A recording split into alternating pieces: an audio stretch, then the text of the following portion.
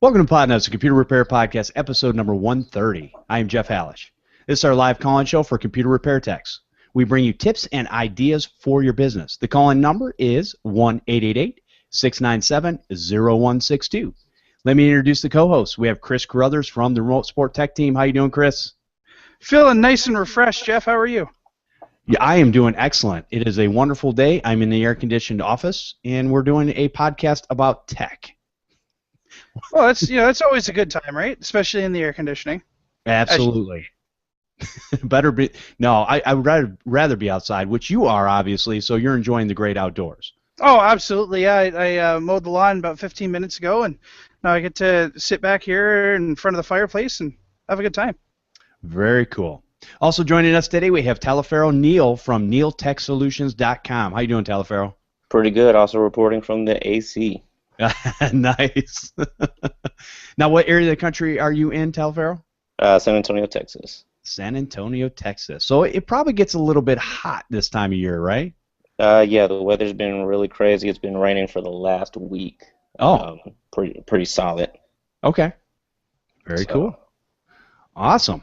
Well, good to have you guys on the show, and we may or may not have John Dubinsky from MavenGroup.net join us a little bit later. I think we've had some technical issues with the internet, not so much the tech, so to speak, but there's been a couple things that have been down, so we'll just keep plugging away and go on with the show. All right, so a couple things I want to talk about, and you guys can chime in on this too, but one of the things that is coming up, and I want to get this promoted right away, is the CompTIA ChannelCon, which is August 3rd through 5th, 2015 in Chicago. And everyone is eligible for a free ticket to go to CompTIA ChannelCon in Chicago, provided by Instant House Call. I will have a link in the show notes for this ticket that you can get, and that gives you some meals and transportation to and from the airport are also included in this. So I think that's kind of cool. And so we will also be doing a meetup at the show with details to follow.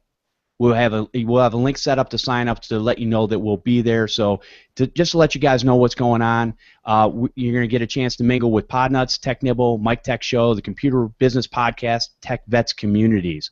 We're all going to try to get together in one big group and just mingle with each other. So that's the plan, and I believe Lisa Hendrickson is handling that. So as soon as I get more details from her, we will get those details out to you.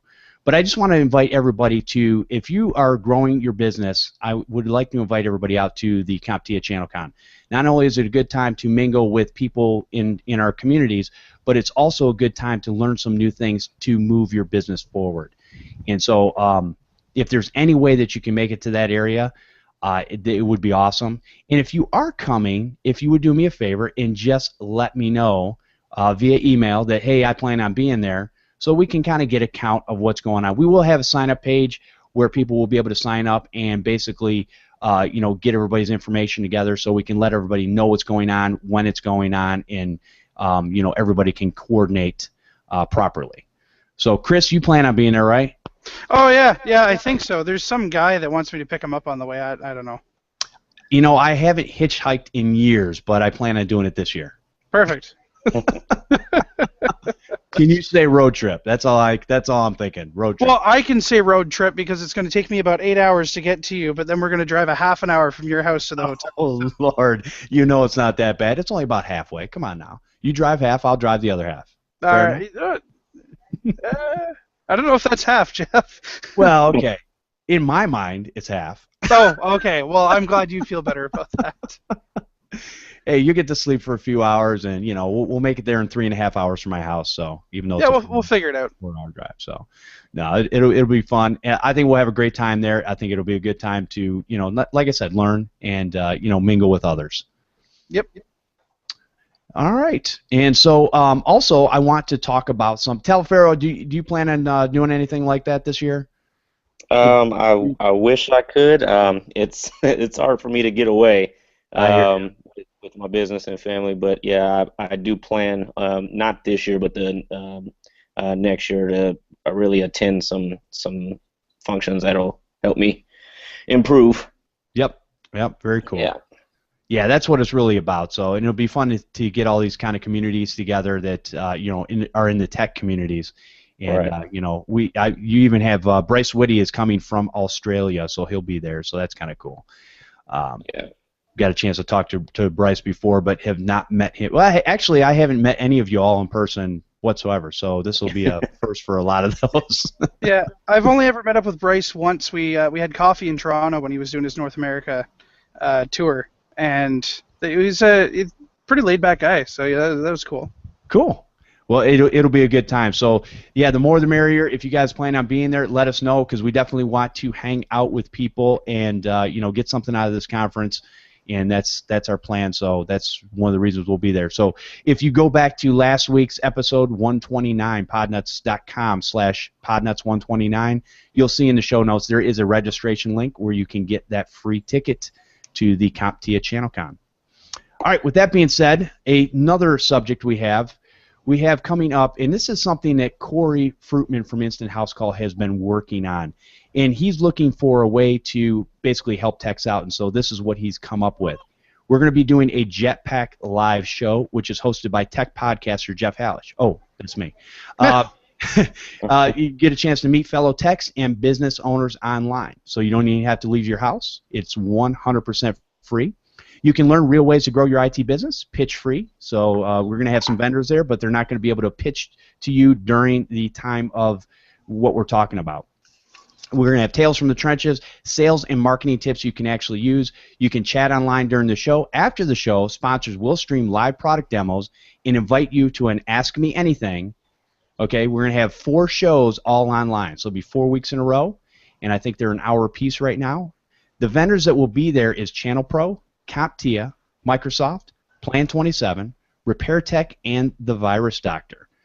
We are also, with that being said, we'll have some information coming out in the next week or so. We're going to have Corey on. He's going to talk about this a little bit more.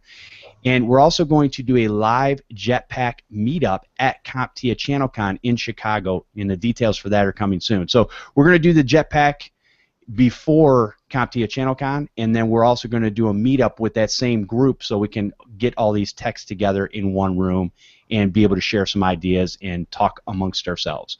So hopefully you guys will find that interesting. And again, you can't beat free. So as soon as we have the registration details, I will get those up to you. So I hope you guys get involved with that. And we're just here to help the community out. All right. Chris, what in the world have you been working on for the last couple of weeks? Oh, geez. Well, last weekend I spent the weekend in Niagara Falls. For Shannon and I, we were celebrating our being together for 5 years. I was more celebrating that we got to go to Niagara Falls, but no, it was cool. You know she can hear you, right? What's that? You know she can hear you, right? She probably could if she tried.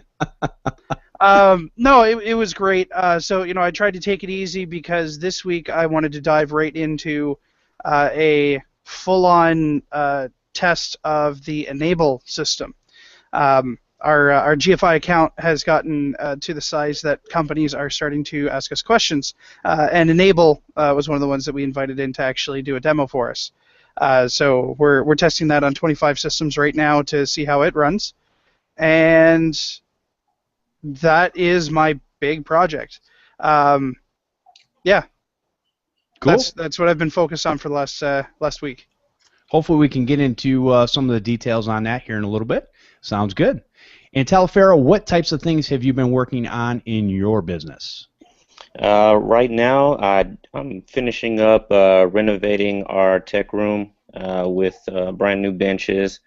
So we're getting that out the way. I've actually done 2 really big custom builds, all within the last, I guess, 3 weeks.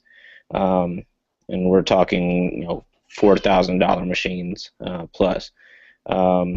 Yeah, so really doing that, taking care of incoming traffic, and but that's the renovations, and those two custom machines were, I guess, the highlight of my last month, really. Okay, very cool. Yeah, it's funny you mentioned that you're building a couple tech benches and stuff, and a lot of people may or may not know this, but I I moved all my stuff up from the basement where I used to have all my tech benches and everything. They're still down there, but they're just empty. And I moved everything up into my office. But in the process of doing that, I went down there, and there's a lot of old computer parts. There's a lot of old towers. There's a lot of old XP machines. And I'm looking at this stuff, and I'm going, why am I keeping this stuff? I mean, I have USB cards that are literally 10-plus years old that are brand new in the package. Yeah. I don't think I'll ever use them to save my life, but I have a hard time throwing that stuff away, and I don't know why. Hey, Jeff, if you want, when we meet up, I can bring some of my USB floppy drives. Oh, wow. There you go. Yeah, I think we talked about that last time that I was on the show about how hard it is to throw away old components, and kind of joked around about you having those old 20-pin connectors. Yeah. But like I said, it's as soon as you throw it away, you're gonna need it. Right. You'll find a use for it. Hey, hold on, guys. It looks like we have a call coming in. Oh. Right here. So let me open that up. Hi, welcome to Podnutz Computer Repair Podcast. Hi, this is Darren from Salt Lake. Hey, Darren, how you doing? Good. I was just calling because you guys talk on the show a lot about different forms of advertising that you guys do. One thing that I found was I put little stickers on the computers that I fixed, as well as give customers mouse pads. And I was just wondering if you guys had any other ideas, or anyone in the community had ideas about little things like that, rather than doing like flyers and big marketing campaigns online and things like that. If there are smaller things that they do that people tend to like better. No, you know what? A couple of those things you hit right there. Yeah, stickers on the sides of the computers. That's really good. Then mouse pads are excellent, because obviously everybody still, whether it's a laptop or a desktop, they actually still use mice, right? So people just find it easier than the trackpads, I think, for the most part. But I think sometimes the smaller ways in marketing are best. One of the things that I do in my business is when I have a new customer, or even an old customer for that matter, they come in and I fix something. What I've done is I've actually bought postcards with my logo and stuff on it, and basically I just send a thank you afterwards, saying, hey, thanks for being my customer, and if there's anything we can help you with, so on and so forth. And a lot of times it's funny, because those things will get passed to somebody else. And one of the other things I've thought about, I haven't done yet, but I thought about maybe putting a coupon code or something on that postcard that they could pass to a family member or a friend that could use my service also, and that would probably be one good way of advertising, I think. What about you guys, Chris? Newsletters. Newsletters. Newsletters. People love newsletters, and it's because they have no idea how to use this computer or how to keep it safe. So those people, if you get onto a newsletter, not only are you going to be giving them tips and tricks that are going to help them keep their computer running properly, but you're going to be giving them a constant reminder of who their computer company is. Beyond that, hey, this is a really great tip about this virus that came out. I should probably share this with all of my sisters or all of my friends or whoever. So that winds up getting forwarded. Then those people sign up for the newsletter, and now they're constantly getting a reminder of who their company should be. So, yeah. If you want one, are you in the chat? I am in the chat, but the newsletter that I do usually is through MailChimp, and I find like 2 people open it, because the majority of my customers are 70 plus. Okay. Awesome. That's a little different demographic there. So having something more tangible, in that respect, might actually work a little bit better. Taliferro, what types of things do you use? I'm not sure what your demographics are, but what do you use for advertising in that way to? As far as small things that you can do, I had about 1,000 cards printed out with a discount. Basically, it's not my business card, but it's a discount for my business. So if I'm on site, or if I run into somebody and I give out business cards, it has that discount on there, and then that entices them to bring that discount card in. I know that it was either somebody that brought it back in to get service, or it was a word of mouth. Hey, I know a guy. Here's a card. You can actually get 10% off if you go to him. I do also do a lot of business for you know, probably 60 plus, 60-year-old and above. The neighborhood that I'm in, there's just so many of the older generation that they have computers but don't necessarily know how to use them. For that, it's really about having the word of mouth because they all talk. You know, if they trust you to come in and work on their computers, they're going to have a friend that might have a computer. Oh, I know this great computer guy that worked on my machine, and you know, the word of mouth travels like wildfire. And if you can, you know, ask them once you leave, hey, if you were satisfied with my work, tell a couple of people about what you know, the repairs and you know, give them my business name. So that's another great tip.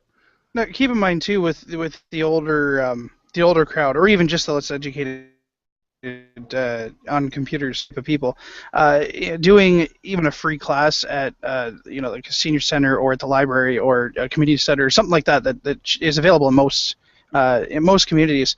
You know, like it takes up a couple hours of your time, but it winds up being free advertising, so that you can again teach people some things that they really need to learn, and B, put your face and your name in front of them.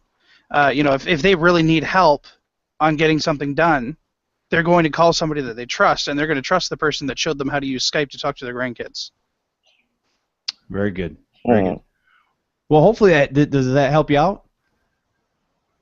Yeah, it's just like you guys have been saying, do newsletters and the AdWords campaign, and so it's just been hard for me because most of my customers are more seasoned, as they like to call themselves. And so it's hard to do like modern things to teach them, and like some of them I've tried to make YouTube videos and like save the link to their desktop so they can just click it, because you have to show them 50 times how to do the same task. Right. So are you near? I'll do a mouse because they have it in front of them and they can see it. Are you marketing to a specific neighborhood, or are you marketing citywide?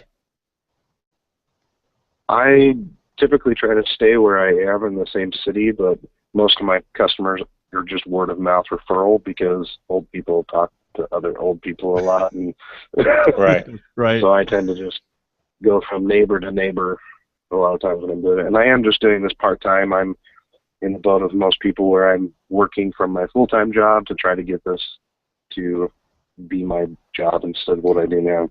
Okay. I just to let you know, I did do a campaign for flyers that I sent out that was more successful than any of the other flyers with the older crowd. And what I did on the back of it, I just basically spelled out, you know, hey, I'm patient. I will be, you know, be able to sit down and work with you one-on-one. A lot of the older crowd really likes the fact that they'll have one-on-one time if they, you know, if they don't think that they're going to get into it. Hey, this is what you do, and I'm out, you know, pay me, and I'm out the door. If you maybe kind of let them know up front, hey, I'm patient. We're going to sit down and we're going to take care of all of your needs, and no rush or anything.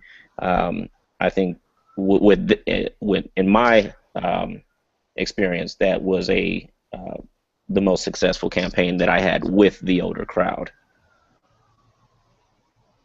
Well, that sounds good. Okay. A couple things were brought up in the chat here. There's the idea with the postcards. So Prodigy Text was saying that they had a bunch of postcards made, and then they left a space on the postcard for Avery labels so that they can print off labels for the discounts to control how many discount codes are going out. And a couple of other people are talking about the same thing with, you know, the community centers are a good idea. You know, getting yourself exposure with the older crowd is going to get you good word of mouth as well. So I think you're definitely on the right path there. There's a couple of things in the chat that you might want to look at. And a senior discount doesn't hurt either. No, senior discount definitely doesn't hurt. And I mean, that's something that I've shied away from, but I know a lot of people who have used it that it's been very successful. Very good. Well, and with doing the classes, like how would you guys just go to them and ask them what they want to learn, or do you just pick broad topics?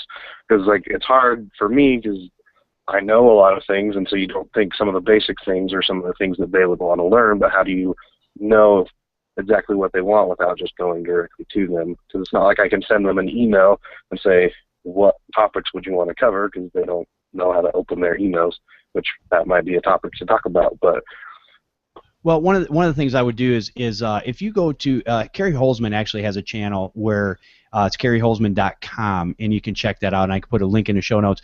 You can check out what he does, and he talks to some of these older communities out in Arizona, and he basically breaks. Sometimes it's just basic things, and people are just glad to be a part of it and watch, and learn from somebody, whether they retain the information or not. Doesn't really matter. But what he started figuring out was when he first started doing them, he didn't even bring business cards, and people would come up to him afterwards and go, "Hey, do you have a business card?" And so just because he came in front and shared his time, it didn't really matter what he talked about. It could be on the most basic level, but people wanted to use him because they saw him. He was a real person, and they trusted him.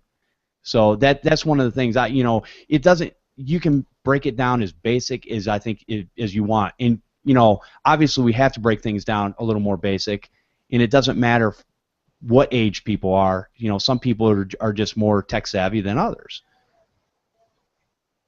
Yeah, no, for sure. And I mean, even if you have absolutely no idea where to start on something like that, a common place to start, and what I've always suggested, is how to use Skype. And it sounds silly until you realize that a lot of the people want, like, the biggest thing that they want to do is talk to their grandkids, talk to their kids, their great-grandkids, if they're lucky enough to have that. And none of them live anywhere near them. So, how to use Skype to talk to your family winds up being something that'll probably pull a pretty decent crowd. And from there, you could always have a sign-up sheet with, hey, give me your name, give me your email address, and give me the topic that you want us to talk about next time. For a while, I was doing classes for AmeriCorps Vista, and we ran classes for pretty much, it wasn't necessarily elderly, but anybody that wanted to learn about computers. Of course, it was mostly the older generation. And you'll be surprised, I started basically from how to turn a computer on, as simple as pressing a power button, how to locate the power button on some of these machines. The power button is either on the top or on the side, and a lot of these people, they bought a machine and got it set up and never used it because they forgot or how to turn it on. So we would, go through that. We would tackle a common task, opening up a Word document, sending an email, and go all the way to powering off the machine.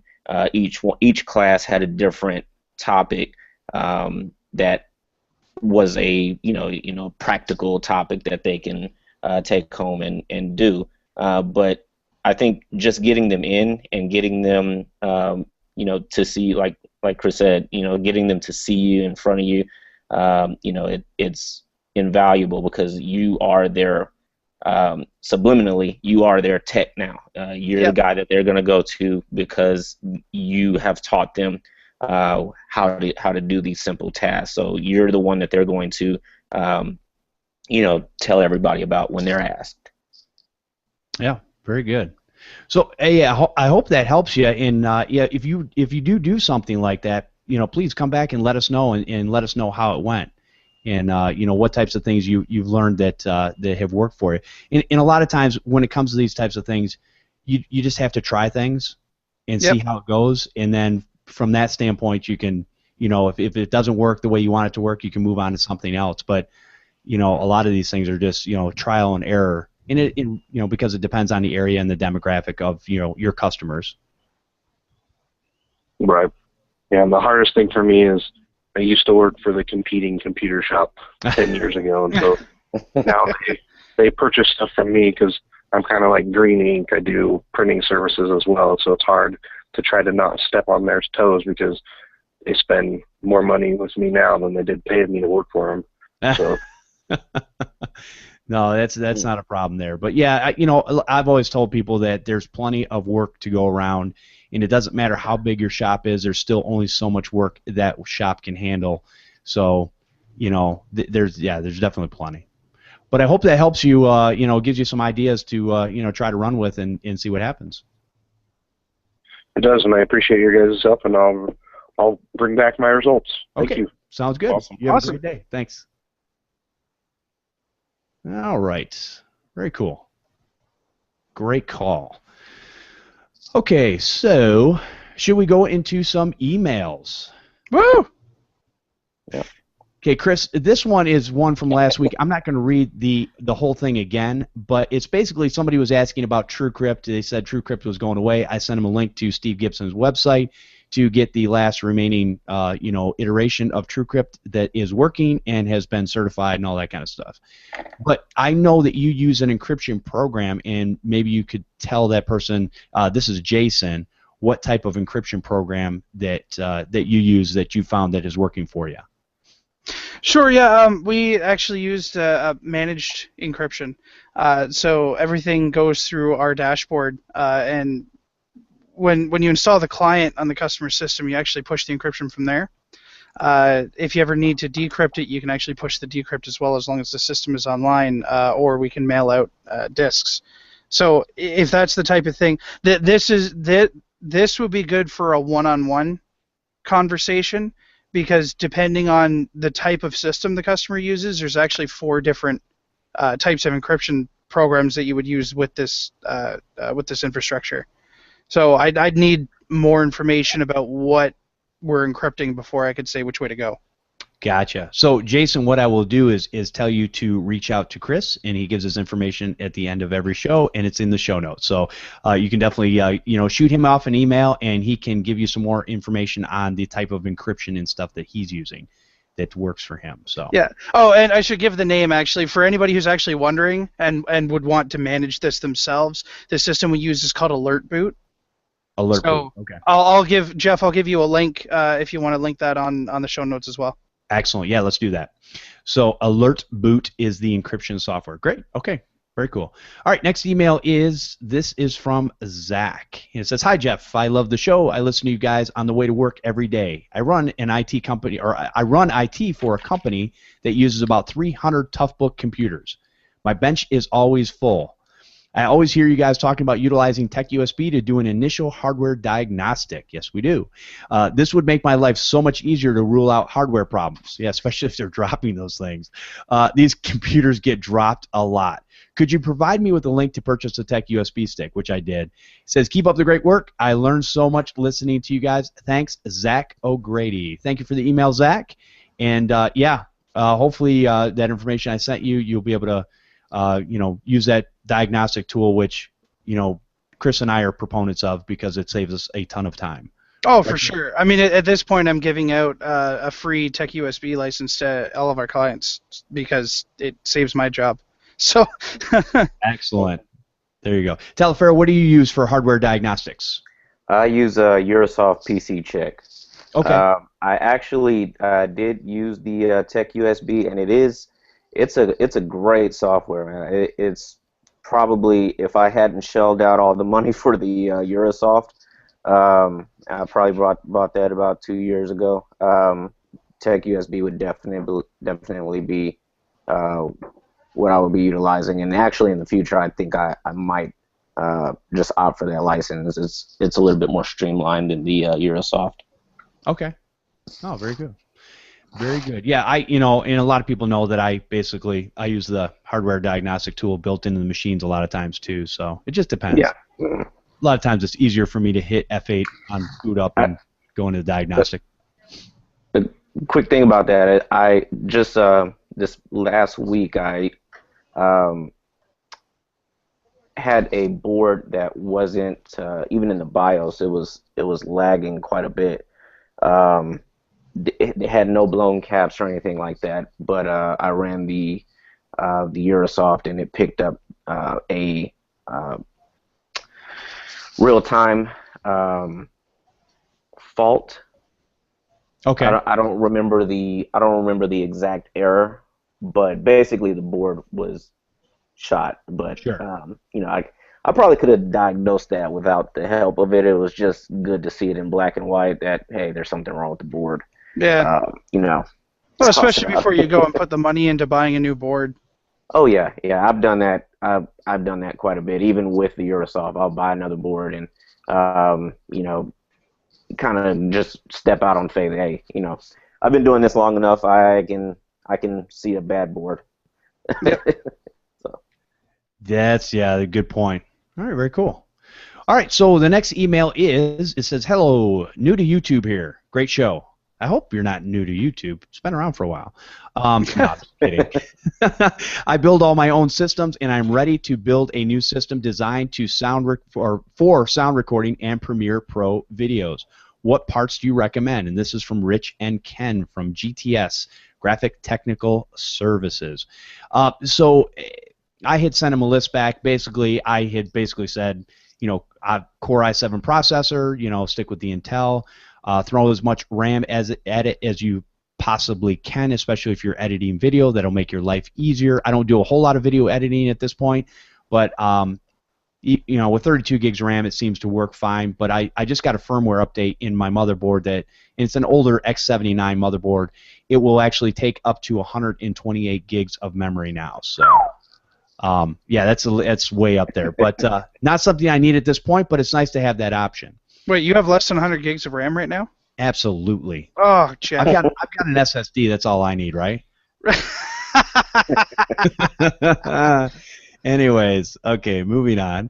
I said NVIDIA, you know, a graphics card and really a gaming card. I said would be more than sufficient. I tend to stay away from the SLIs or the Quadros because there's such a pain when you're using certain softwares or, you know, when I'm playing certain video games that you have to sometimes tweak things and it's no fun.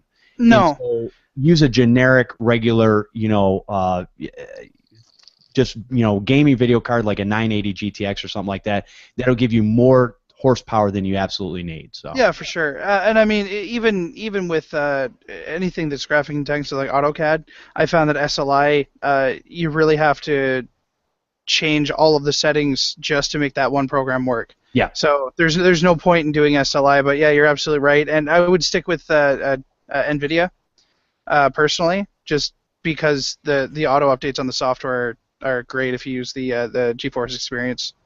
Right. Exactly. And Taliferro, what types of parts would you recommend? I think you guys touched on them all. I mean, I would definitely recommend the solid state drive. You know, I'm actually Pro Tools certified, so I've seen a lot of these machines, and if he's trying to build his own machine, it's you know, of course, Intel all the way. In my experience, anytime I dealt with anything graphical or music editing, I gravitated more towards Apple. So, you know, it's kind of hard for me to say anything but that. But yeah, I think you guys, if I was building my own machine, that's along the lines I would aim for. So. You are one of those Apple snobs. I mean, one of the. I think they have their uses, and I have different. Like I'm on my Mac right now. I use a Mac for some things that I like to do, and I have a Lenovo that I use. I mean, it depends on what I'm doing at the moment and what system or what operating system I'm more comfortable doing that on. No, and I'll agree with you. If you are doing any type of, you know, editing and you're doing any type of creation, Macs are one of the best tools out there to use. I think the problem is, Ben, nowadays, you know, a lot of people would use those, you know, the Mac Pros, and what they're finding is a lot of people are opting for higher end, you know, regular Windows PCs because it's a whole lot cheaper. Yeah. And you can usually get a whole lot more bang for your buck. And you get the same type of performance, or, you know, even better performance from a Windows PC sometimes. And the only reason for that would be cost. Yeah, you know, obviously they'll both do the same thing, but one's going to be more of a cost factor. And if you're more comfortable with the Mac stuff, then definitely that's the creative way to go. So yeah, that's good. John just joined us today. We got John Dubinsky. Greetings. Better late than never, I hope. That's right. No, you're good, man. Hey, we're just talking about this last email was what types of somebody wants to do sound recording in Premiere Pro videos, and they're looking for, what parts do you recommend? You probably don't have an answer necessarily because you use a lot of put together machines like Dells and HPs and stuff, correct? That's true. Most of the equipment we roll out would be a Dell Optiplex and all that, but I caught the last end of what Chris was saying, and I would agree with him, some sort of NVIDIA solution. We used to be a big AMD house, but it just seems like lately, processors, both on the video and I might be repeating, I hear you laughing, Chris, but yeah, it just seems like it's not where it used to be.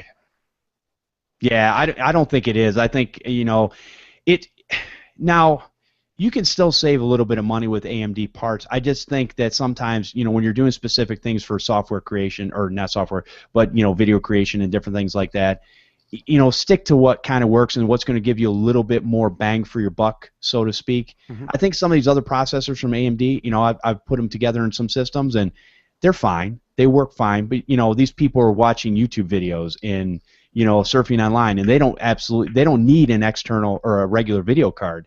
They just use the one that's on the CPU, and it works perfectly fine. Yeah, I would agree. For the basics, you're absolutely right. And as far as the tools, I think you use the best tool for the job, whether it's the Craftsman or the Snap-on, if it's an Apple or a Windows PC. Use what works and what you're familiar with. Exactly.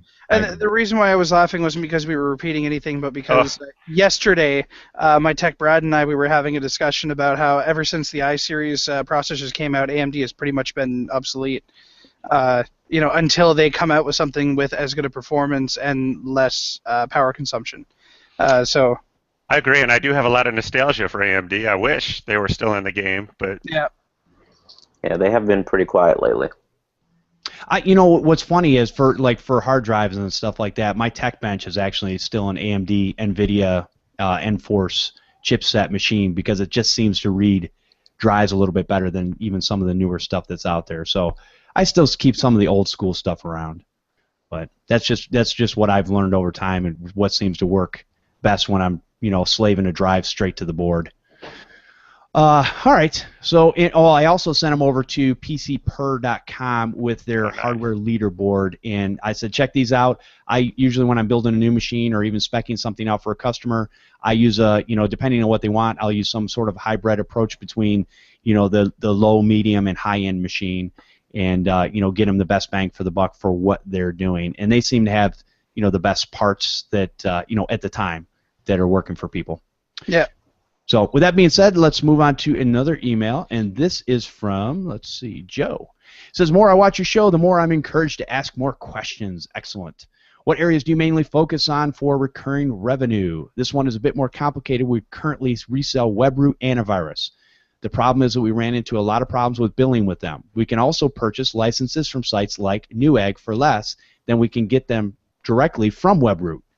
The other problem we had is when we buy WebRoot at the end of the year, the software would encourage them to renew, but we wouldn't see any kickback or profit from that. Yep. We'd like to switch to an antivirus provider that provides us something similar to what we can get from our backup solution. For our backups, we actually can see the dashboard see from the dashboard every customer and the status of their backup.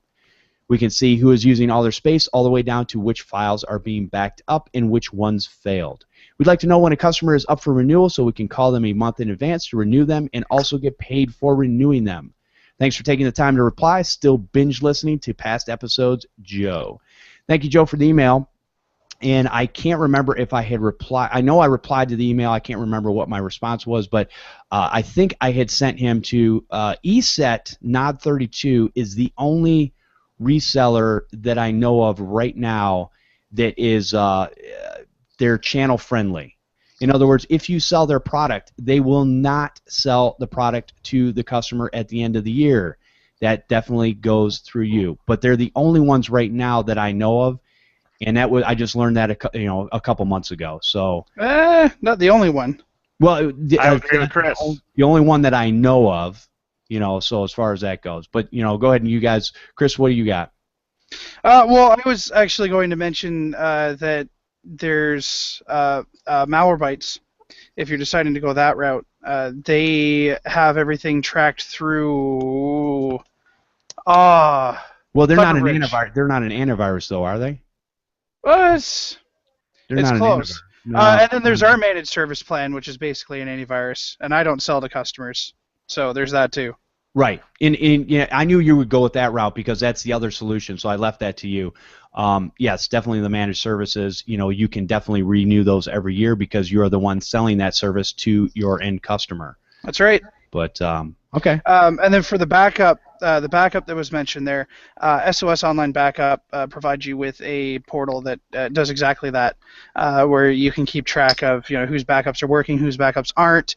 If you're looking for a terabyte or more, contact them. They'll set you up with an account. If you're looking for a lot less than a terabyte, give me a call and I'll set you up. Okay, very cool. And then what were we gonna say, John? We use F-Secure, and we control everything from the initial purchase to the renewals. So we're in control from start to finish. So we've got F-Secure, we've got Nod32, we've got the managed services through Chris there, which uses the Viper antivirus. And Taliferro, what about you? I do use Malwarebytes, but like you said, that's not necessarily an antivirus. As far as the antivirus, I do use Kaspersky. However, I don't use any sort of management with that. I actually just make a note in my back office and have it set to alert me when they're about to expire, and I will personally email the client myself and remind them, which has seemed to be working out pretty well. Yeah, I definitely need to get on a reseller setup, but that's what I've been doing so far. And as far as a backup, I use Backblaze. Okay. And they work wonders with some of my clients, so I'm happy with them. Okay. Very good. Yeah, I think there's, so the difference is, just for those that don't know, is basically what we're talking about is if you have a reseller and you get it, you're a reseller for, let's just take Bitdefender for example, since I know them best. And you go and you resell, you get, a license for X amount of dollars, you sell it to your customer.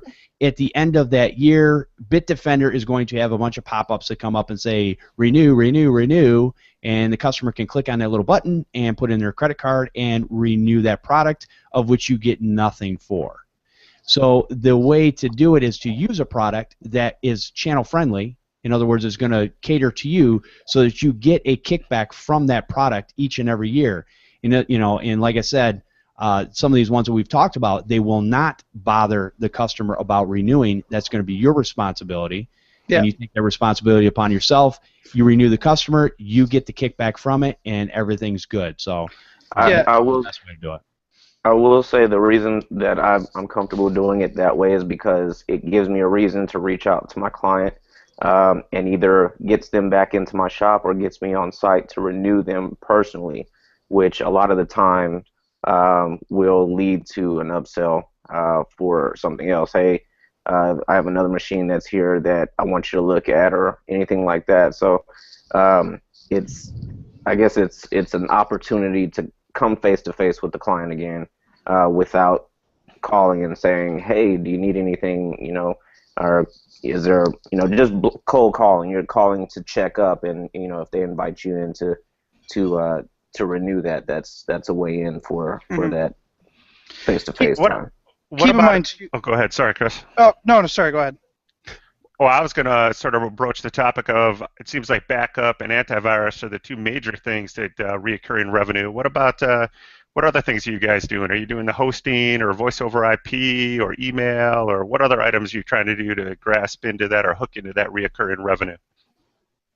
Well, I would be doing some of that stuff if I actually liked any of that stuff, but I'd rather stick a fork in my eye than do any of that. Right. So, that would have been my same response. And we don't, just for the fact that, and I agree with that, but sometimes I feel like I'm leaving money on the table because our customers always ask me about it. You gotta. I mean, look at the responsibility that goes behind that too, though. True, yeah. I mean, like even so, going back to the antivirus for a second there, those antivirus programs that don't prompt for the renewal, and it's your responsibility to contact that client. It's now your responsibility to make sure that you contact that client, because if you don't, their antivirus is going to expire and they won't have antivirus running. Right. So with VoIP, if you're selling them VoIP, then you're either like we've been offered. Because now that we have an office here, we've got companies throughout North America calling us and saying, hey, we want you guys to resell VoIP. We're going to put these racks into your server closet and do all of these things. I don't want to take that responsibility, because what happens if that server goes down? No, I'd find some sort of channel partner that's running it all, and maybe just have some sort of just the same resale thing that we do with our antivirus or backup company. Yeah, I would not take on all that liability unless I could manage staff and have the backbone and backup to handle all that. But I don't want to start a brand new business. I'm just thinking a little bit extra reoccurring revenue. Yeah, that's what I was gonna say. That's a whole nother business. So you can do that and kick back and kind of check up on that stuff. But if you're doing other repairs alongside that gets tedious. Well, that's another brings up another good point. If you're a master of none of those things, you want to be the master of whatever you're doing. If you're only kind of dabbling in those things, it can just create more mess. But yeah. I think it depends on the programs that are available. I know that Ring Central has an affiliate program, but that's a one-off payment where a new account gets you X amount of dollars. I can't think of any VoIP companies that do an affiliate or reseller program that would give you recurring revenue without you taking on some of the risk. Well, I will tell you this. There is a show coming out over the next couple weeks. It's a Podnutz Daily, and we talk about nothing but VoIP. So you can check that out over at podnutz.com/podnutzdaily. So, yeah, we did a whole episode about, the VoIP and stuff like that, and actually how to set it up yourself. And once you have a basic understanding of it, it's not as complicated as I once thought it was. It's not any more complicated than networking. So this is something that some people that are already doing infrastructure with networks and stuff like that inside businesses can actually move over into, and there's not a whole lot of risk involved. I mean, it's like anything else. It's either up or it's down, and when it's running, it pretty much just runs itself. When it's not, that can be a little complicated. But that's the short story. But Jeff, definitely check out that Podnutz Daily in the next couple weeks, and you'll get that information that hopefully will help you for those that are interested in getting into VoIP and things like that. And I agree. Yeah, that's because we already do set it up, but all we usually get out of it is maybe a referral or, there's some other company reaping the benefits. So, okay. Yeah. Yeah. Well, this will give you a little more information on that. That's awesome. Coming out, so.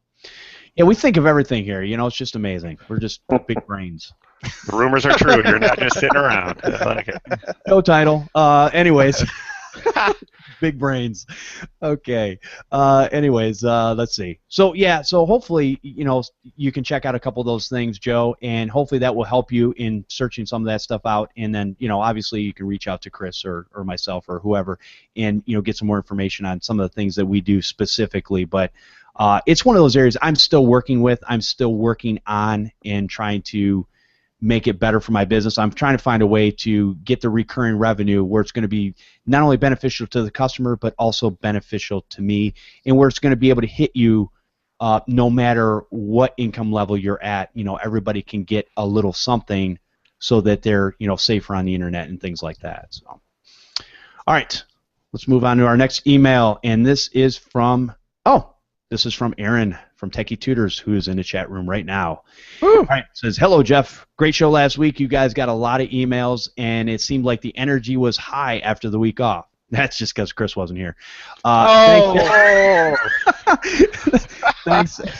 Thanks as always. Now, I'm hoping to get a recommendation on software from the community. If you have one or don't mind asking around or mentioning on your show next week, I need something with real-time bidirectional file sync between Windows 8 Server and 3 to 5 Windows 7 client machines.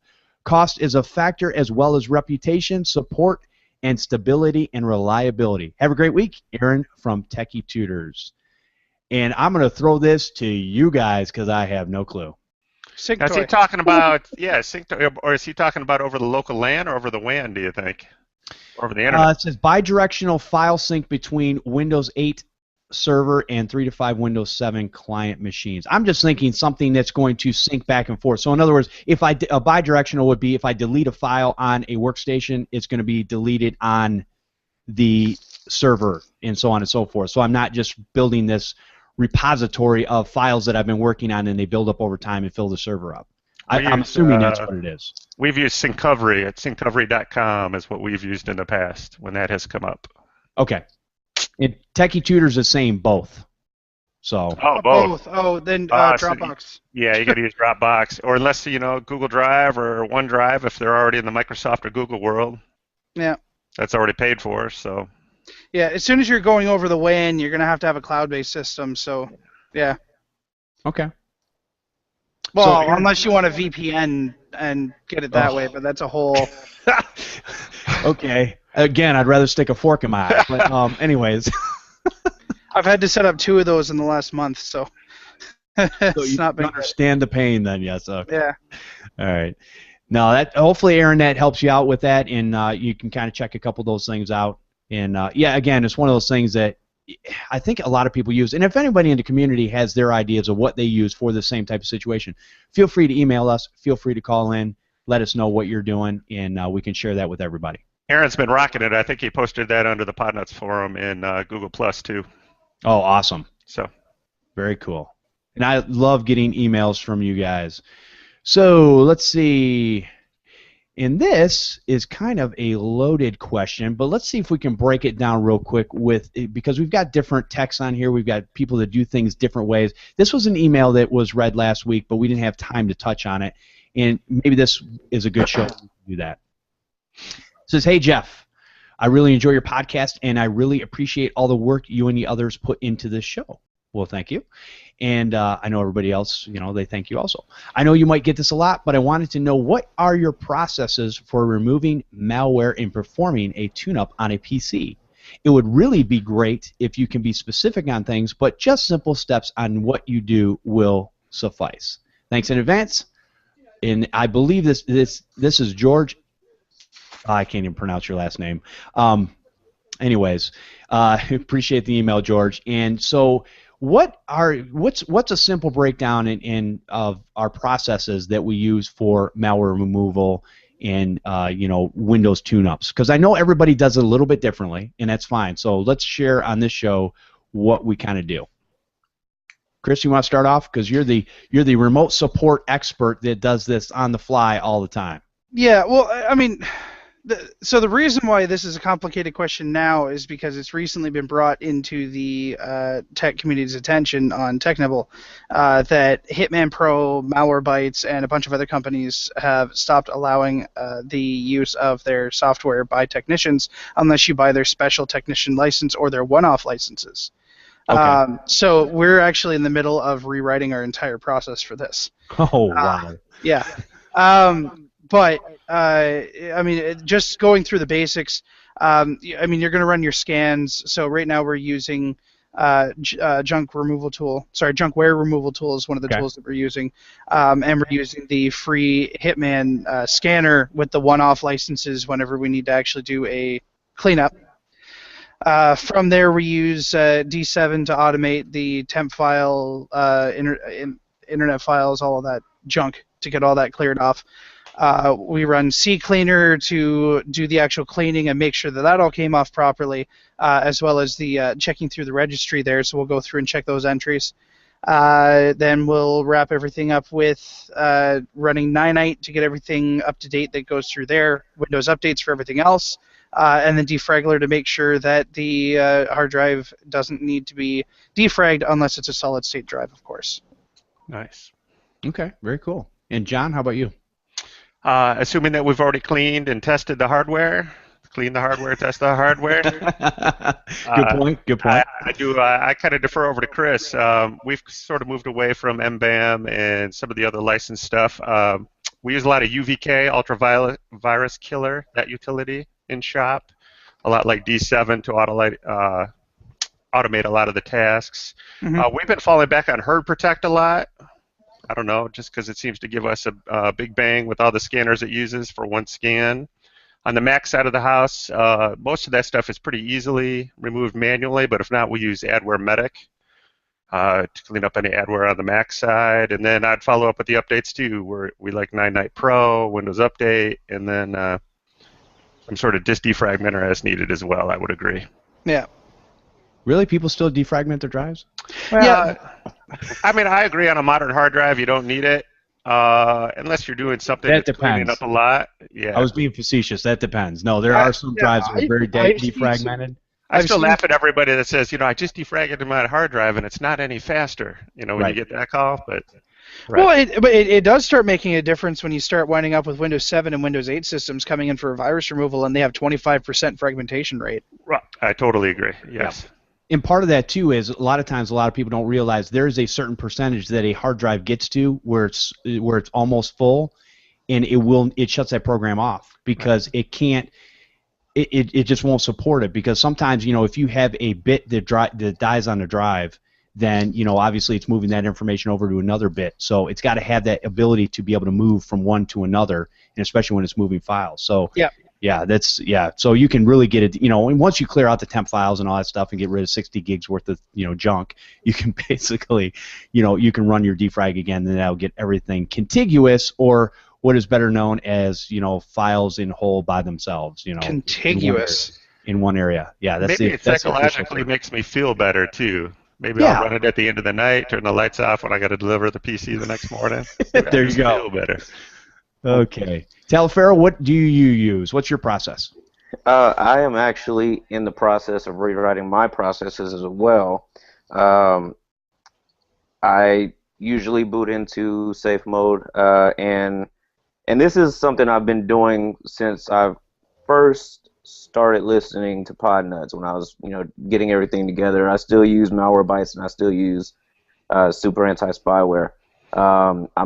I don't know. I'm partial to Super Anti-Spyware, especially with their latest updates. Kind of removes a bunch of the junk at the beginning, and that gives me, I guess, a platform that's where I start. After that, I do use I'll boot it into normal mode, and I'll fire up UVK. I use UVK as well. And a big reason why I'm rewriting my process is because I am the type of person that I'll do depending on how the machine looks or how it's acting, I'll use a different tool, or I'll use a different method each time depending on the symptoms that I'm getting. And I'll usually end it off with ADW cleaner. Man, I know that I'm kind of behind with the processes and everything, but that is something that I'm working on, coming up with a formatted way to go about doing that. It's been working for me thus far, and that's how I go about it. Okay. No, very good. I will preface this by saying that there are hundreds and hundreds of ways to do virus, malware removal, and tune-ups on a machine. And that's why I kind of, people always ask about this process, and it can become very complicated. I basically went from a 16-hour process of running a multitude of scans on a machine, which, to be honest with you, worked. My machines were super squeaky clean, and I never had a problem. The customer never came back. It was awesome. So I've done that for years. Or you can just reinstall. Yeah, no, I don't do that. I would I would rather stick a fork in my eye than reinstall an operating system. But anyways, you're gonna run out of forks. I'm telling you, well, you know what? Next time I'll use a spoon. You know why? Because it'll hurt more. Anyway, okay, so that's a movie reference. You guys probably don't get that, but whatever. Well, if you use the auto backup, it's not that bad, man. The auto backup. Oh, you mean like a Fab's auto backup? Yeah, Fab's auto backup. That's the problem. But here's the problem. By the time you do Windows updates, whether you use WSUS offline updater, which I can use, or I download them over my super fast connection, you're still talking 6 hours of that thing sitting on the bench to do a reinstall, and then make sure that all your stuff's back over there, and then make sure that you didn't, by accident get rid of any programs that they needed that they don't have the disks for. And right. There's so many things that are involved in that I would just rather not do it. But that's just me. I've gotten tired of I don't even like reinstalling my own system, and I used to do it every 6 months. So that tells you where I'm at right now. Plus, you got to take the time to do an image before you're going to do a wipe, just so you don't delete that stuff you don't know about. So Don't do that. No, you just and then you have to keep you probably want to keep it for 30 days in case you wind up missing something anyway, and yes. So there's a lot of complications. Sometimes you have to do that, and that's the only last resort. I will tell you that, again, there's hundreds of ways of doing this. My simple process is I basically boot into a machine using their diagnostic hardware, hitting the F8 key, go in. This is actually after I do I actually blow the machine out if it's a desktop or laptop, with some air, and get that dust out, wipe it down, because most laptops are disgusting. So I give it a good alcohol bath, and then then I proceed to touch the keyboard. But I'll hit F8 on the way in and do a diagnostic on it that runs about 12-13 minutes. It runs, I come back, and then basically what I'll do is, if there's any type of ransomware on there, in other words, a page that comes up and blocks you and says you're infected, blah blah blah blah, or there's even some that will work that are not quite right, so it doesn't show you a block, but what it'll do is it won't let you launch any EXEs even after renaming them. So I go through that whole process. So a lot of times what I do is I actually cheat. I do, or you can call it what you want, but it works for me. I do a system restore. And you can always find a point, usually around a month's time, and I go back and restore it to that point. So I'm not changing a whole lot of stuff, but it's before that last piece of software or malware got in there before they brought it to me. In other words, it's a thing that they couldn't get online anymore, so it was broken to a point where they wanted to get me to look at it and to fix it for them. So about a month, I'll go back, system restore, and then what I'll do is I'll go back in, I'll run Malwarebytes, I run Registry Investigator on a like TechUS or TechWaru, just double checking the registries. I also have a batch script I can use to do that, but I can do it manually, whatever. And then I'll go in. I'll usually run Kaspersky TDSS Killer just to check. I rarely see any signs of rootkits, but that will definitely find them if they are there, and it runs so fast and quick that it's just why not. And so once I run that, I will run, I'll go out and I'll do, again, go to ninite.com, and, I'll do some updates from there of your main things, Adobe Reader, 7-zip. What's some of the other things? Maybe Skype needs to be updated if they're using Skype. If you can see that they play videos of sorts, you could do VLC player. Some of these different things that they use on a regular basis. And pretty much then I'll go back and I'll finish up all the Windows updates, double check the drivers just to make sure that the if I'm having an issue with something, and I use D7.2, I clean out the temp folders and all that kind of stuff, does that, kind of before I do any scans whatsoever. And pretty much that's pretty much it. So, and the machines are coming back, very, very clean and updated, and they're working a ton better. Every once in a while, I'll run into something where I'm seeing something is hitting the memory. So a lot of these machines will have 2 gigs of memory, which in reality they run okay. They run, pretty good when they're clean. But when there's malware that's constantly going out to the internet and going back and forth and taking up those cycles, it'll tag the memory. So sometimes you got to find that, where that's in there. The other thing I do is I do reset the browsers. That's one thing I've been finding lately is even on a hard reset of the browsers, which you can only do in a lot of these tools, IE and Firefox, Chrome you can do inside of itself. But what I'm finding is even after a hard reset, I have to actually go back and look manually at some of the redirect toolbars, AOL's, AOL search and all the search providers that will still be in your system. So I clear a lot of that stuff out. Sometimes you still have to do it manually because even a hard reset won't get rid of those for some reason. And I would imagine it has something to do with that stuff is probably saved in the app data folder. And so I guess you could go in there and look at that and clean that out. But I just do it manually from inside the browser. And once those are clean, I do a speed test check and, check to make sure video and stuff runs like that. Do my end checks to make sure that things are running, make sure I can open up a PDF. And once I'm done with that, that's pretty much it. So, really, for me anymore, it's probably 20 minutes on keyboard that I actually deal with that stuff, and the rest of it is just kind of running in the background, and I can get it done fairly quickly. The only time you have a problem is if obviously when these slower machines sometimes they'll run a little bit slower, so they'll take a little bit longer to scan and stuff like that. But yeah. I don't do as many scans as I used to. I don't feel the need for it. A lot of the scans I was doing over and over again, they weren't finding different things. The main scan was finding everything, and I would go in and rescan with something else, and it was found nothing. So I'm like going, well, why did I just waste all the time using that scanner when I've already checked the registry? I've already, Malwarebytes gets rid of a lot of stuff. I mean, if you want to use things like what's the one, Chris, you talk about? AD Junkware removal tool. Junkware removal tool. Okay, so that's a perfect example. If you want to get rid of a lot of the toolbars and stuff like that all in one shot, that's a great tool to run. Yep. But the thing that I found, and here's part of the reason why I don't use that all the time, is because I still have to go in the add remove programs, and the icons and everything are still there, so I have to manually delete those. I mean, yeah, but yes and no. I mean, if you restart after you run it, those are gone. No, they're not. Not in the cases I'm talking about. And that's what's irritating about a lot of those. Oh, okay. Yeah. You must have had things that weren't in the list that it was looking for. Then I don't have that problem. Okay. Like usually it'll clear off pretty much everything, and then we'll have like one or two things that we have to manually uninstall. Gotcha. So it mostly catches everything though. All right. Very cool. Now that said, we're also upgrading most of these people to a managed service plan, so Yeah, and you're going to keep them clean from that point on, Yeah. So yeah, it's going to keep a lot of that stuff going correctly. So, all right, cool. Very good. Anything else to add to that? I know I went on a long tirade of what I do, but anything that you guys might, see as a little different? Doesn't sound like it. No? Cricket? No. Cricket. Okay, very good.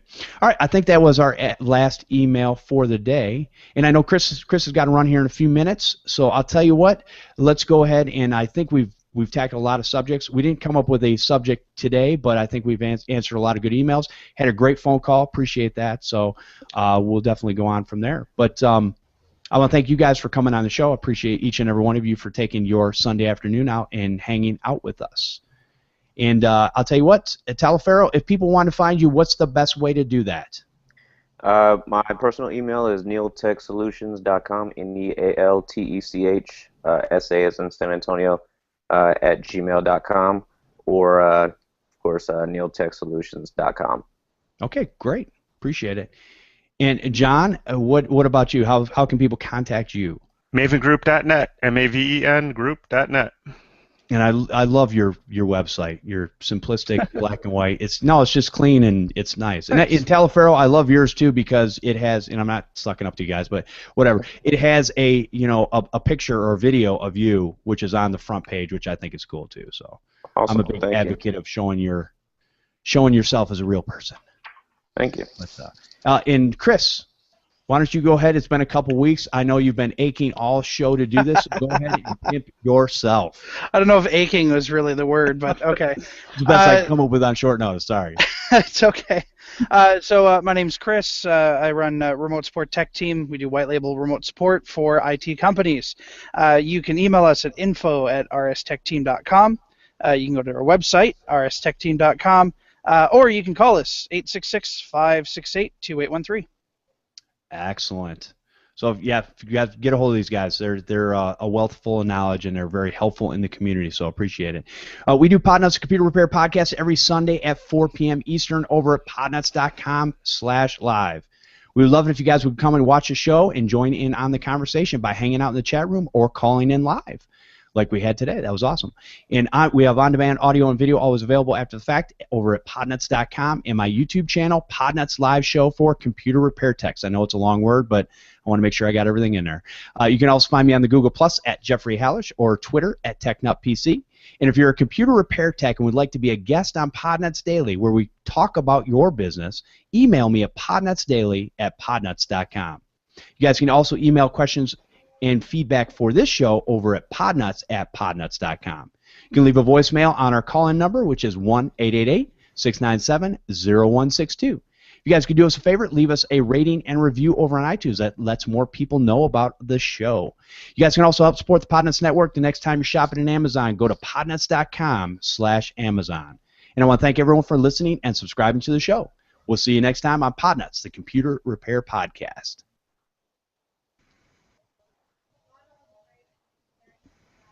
Good show, gentlemen. Awesome. Yeah, sorry to run, guys. If I don't go now, I'm not going to make it to the grocery store on time to feed my kids. Yeah, that's kind of an important thing, so you need to go ahead and do that. Yeah. Appreciate it, Chris, and we will be in touch here, and we'll finalize some details for our road trip. Absolutely. Yeah, and I'll see everybody next week. Good to Sounds hear good. you, Chris. Yeah. See All ya. right. Yeah, good to see you again. Bye. See ya. Dan, I'm sorry I was tardy. That's all right. Hey, better late than never, like you said. Hey, John, do you plan on going to the CompTIA ChannelCon? You talked me into it just now. Okay, excellent. I'm there. Very cool. And Chris is coming by to pick me up. So what I was thinking, if there's other techs in the Michigan area, and I probably should have said this on the show, maybe I will next week, but if you're still watching the video, if there's other techs in the Michigan area or close by areas that want to come and kind of do a caravan to Chicago, we can kind of do that. If you want, obviously, if you're farther away than normal, you can also fly in, and with that free ticket, you're going to get transportation to and from the airport. So you can definitely get there. I think it'll be a lot of fun, and I think we're going to have a great time. What's the dates? 2 through 5th August? It's 3rd through the 5th. So 3rd through the 5th August. Okay. Yeah, if you want to go to, you can go to podnutz.com/podnutz129, and you'll see the information in the show notes on the lower half. And it'll give you the links and also a details page where you can see what's going on.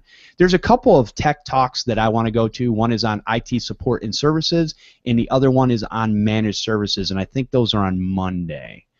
So that's what we plan on. I want to be a part of that.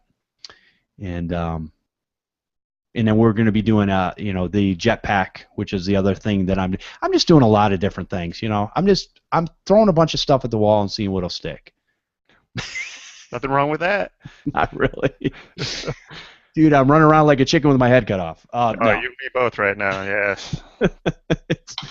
it's tough. So to me, Are you guys staying at the Hilton? Yes. Okay. Yep.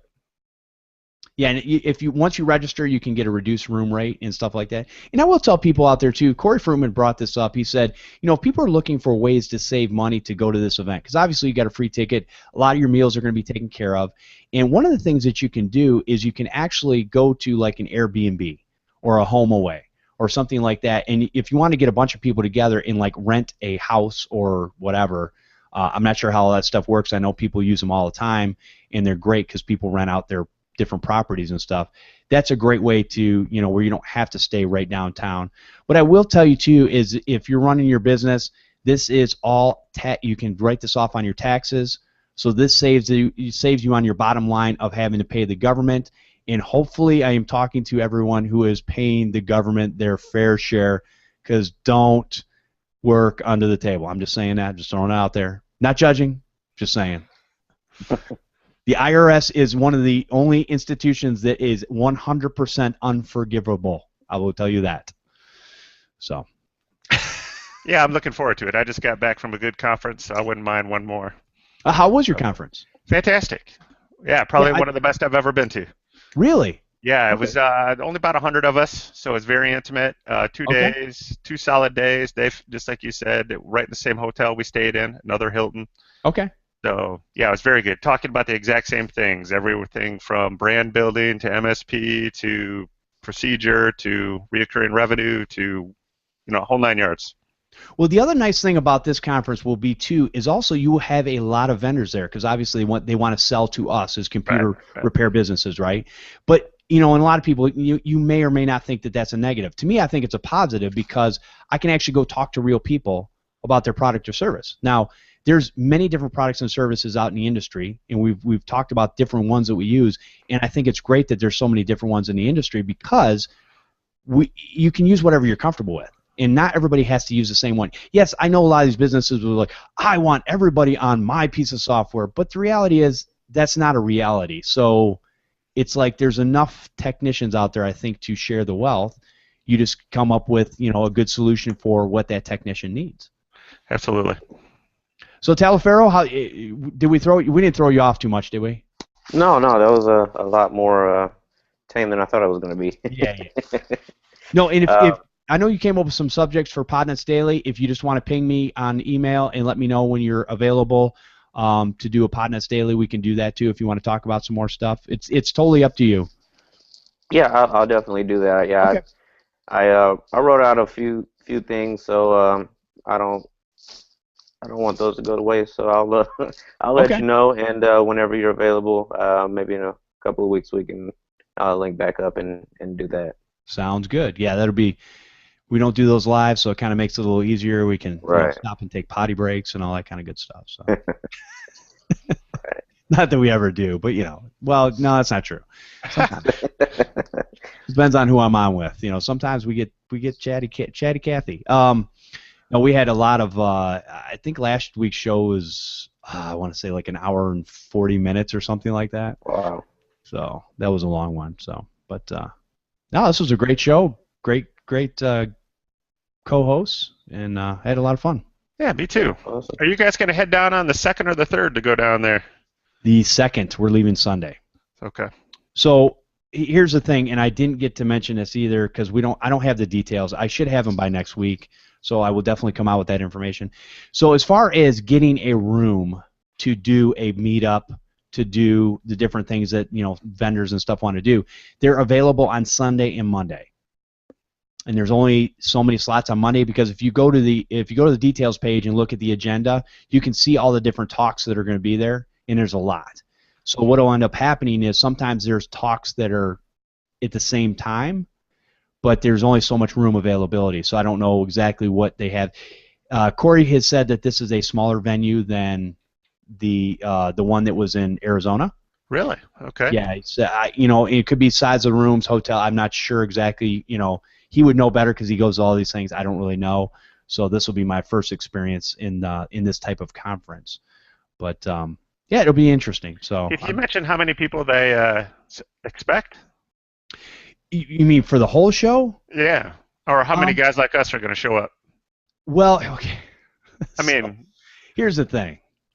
Okay, so a lot of the people at some of these big organizations like a CompTIA or whatever, they want to have our audience as a part of what they do, obviously, and we want the information that they have. So it's kind of we're crossing streams basically. So, but right now there's not a whole lot of basically we're all looking at each other and going, I don't know who you are, and they're going, I don't know who you are, and whatever. But as far as the group from Corey, from what I've heard, is this is one of the better put on shows. And I guess there's going to be thousands. I don't know how many thousands. I could be off on that. I'm not really sure. So once it gets closer and I get some sort of idea of how many people are going from our group and the different communities that we're all a part of, I think we'll have a better idea of what all's available there. So I'm not really 100% sure. I mean, maybe it's only hundreds. I don't know.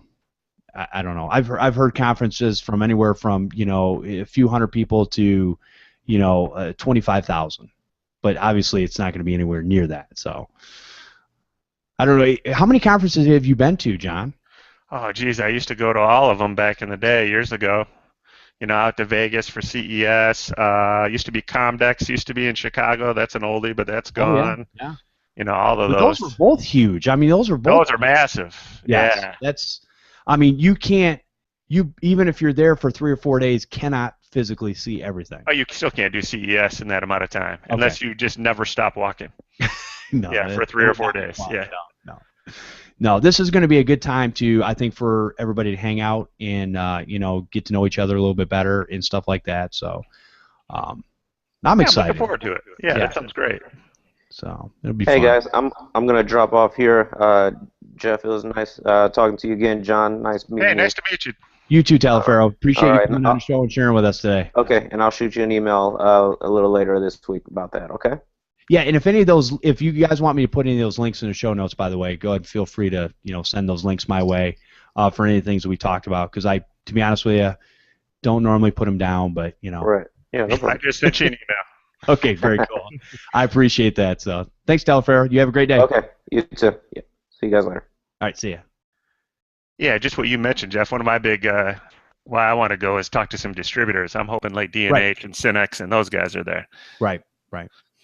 Yeah, and it's we're kind of getting we're going to get some exposure with this whole Jetpack webinar that we're doing with people like Microsoft, a little small company out of Redmond there, and there's some that I don't even know. There's Plan 27, which is I believe does like ads and security, something. So there's going to be a lot of that type of. It'll be very interesting for people to be able to share information back and forth. And obviously, you know, people are selling services, and I don't have a problem with that. Man, you're getting big time. I'm going to have to pay to get on the show pretty soon. No, that'll never happen. You guys are what make the show, to be honest with you. I really appreciate every person that takes the time out to come on the show, to come on a Podnutz Daily, to share their stuff. Because to be honest with you, if it was just me sitting in front of the mic, it would be the most, it might be the most animated, but it would be the most boring conversation you ever heard. So you're selling yourself short. You're selling yourself short.